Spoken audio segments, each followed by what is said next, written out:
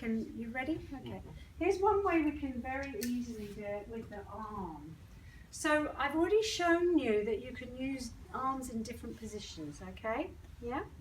But we can use the different positions to help with movement. Now if you see, I'm cradling the up just above the elbow. Now I'm using that, and I could take it into the elbow a little bit more, but what I want you to look at is what's happening in the shoulder. See what's happening in the shoulder? And depending on how mobile somebody's shoulder is, you may end up just in this range, okay? Nothing more. I can add a little, I'm going to lean back a little bit, so I'm adding just a tiny, tiny bit of traction in there. But it's the same, can you see the rhythm here? This is part of more kind of pulsing stuff actually.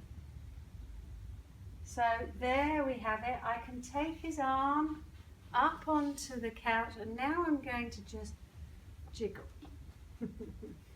So all of this is kind of, I can move him up and down like this.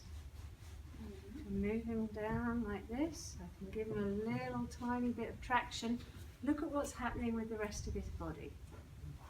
It's just simply using one part of him to move other parts of him. I can give him more of a swing, but you would have to be careful that somebody's shoulder is able to move like this.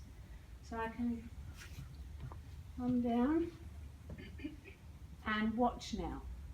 Watch his body. All I'm doing is that little echoing movement. Can you see how it's going through? So all of this movement stuff can be very, very helpful. Okay, cut that one.